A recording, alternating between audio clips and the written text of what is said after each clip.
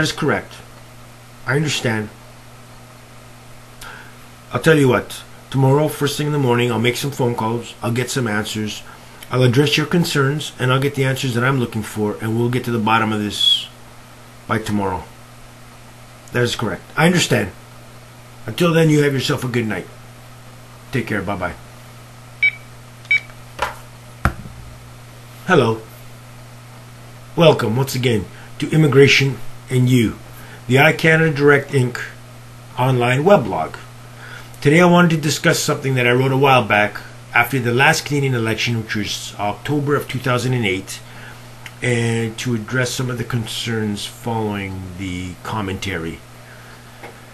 The topic was called Canadian Election and Immigration, What Happens Now?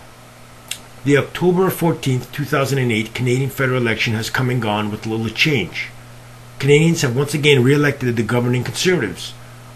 Given the changes to the Canadian immigration policy that have taken place over the past few months, the outcome of this election will now have some very important implications for immigration to Canada. We now have to wait and see what Prime Minister Stephen Harper and the Conservatives will do with their new immigration priorities, which are as of yet unknown to the public. The other political parties have plans to repeal the amendments and introduce their own strategies for modernizing and streamlining the Canadian immigration system. One thing is fortunate. Stephen Harper's Conservatives have currently still a minority government in the House of Commons. Because of this, they have faced a lot of opposition since taking office in 2006, including a lot of resistance to their amendments to the Immigration Act that spring.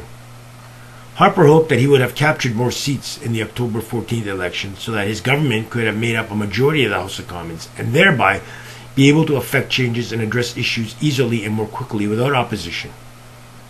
The immigration changes that they have been talking about since March will finally be put into practice, and all those federal skilled worker applications that have been frozen in the system since February 27th will finally know their fate. If the Conservative plans are carried out, it seems that federal skilled worker applications will be selected based on whether their occupations are on the Citizenship and Immigration Canada recently established list of 38 qualifying occupations. Applicants whose occupations are on this list and who meet the minimum points required under the federal skilled worker category will be qualified for permanent residence. Those whose occupations are not on the list will need to apply for Canadian permanent residence through the Provincial Nominee Program, PNP, if they can qualify, or by other means. According to then C.C.I.C Minister Diane Finley, the list of 38 qualifying occupations will not be made public until later in the fall. Stéphane Dion, leader of the Liberal Party, had announced his plans for the Canadian immigration, if elected as Prime Minister. In addition to repealing the Conservatives' amendments, the Liberal Party would have allocated $800 million to modernizing and streamlining the Canadian immigration system. The $400 million would have gone towards clearing out the existing backlog of applicants. $200 million would have been allocated to a new initiative to help immigrants succeed in the workforce called Bridge to Work, a program that would have helped them with foreign credential recognition, training and accreditation, and access to internships and mentorships, as well as work placement opportunities. Another $200 million would have been invested in the language training program. Clearly, a poor voter turnout and what seems to be that the voters did not take the time to have made an educated and informed decision, everything remains much as the same. Now we can only hope that the Conservative government will take a second look at the new immigration policies and make fair decisions and necessary changes that will be needed to help improve the lives of Canadians and those that are hoping to make Canada, which at that time was ranked 4th in the best country in the world to live, their home in the future. That was the article, and since then the 38 occupations which I discussed have now become 28, I believe it is, and it's a more restrictive list. I have applications since prior to February 27th of that year that have yet to be heard. It is really a sad state of affairs, the way the immigration system is moving along.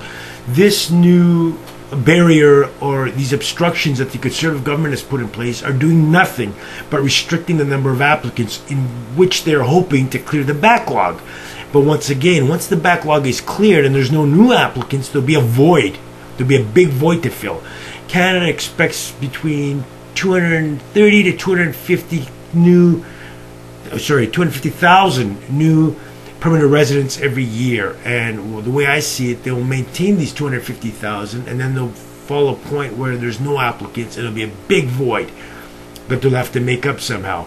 For Canada to maintain the economic growth and to compete with other developed, modernized nations such as the USA, New Zealand, Great Britain, and Australia, we have to be competitive in order to attract new skilled workers. Once again, my name is Nicholas Dimitrakopoulos. I work for iCanada Direct Immigration Services Incorporated. I am the senior immigration consultant here. If you have any questions for me, you can email us at info@icanadadirect.com, or you can feel free to call us. The number is 647-435-3315. All questions will be answered in confidentiality. And until next time, all I can say is that this session of Immigration in You is now adjourned.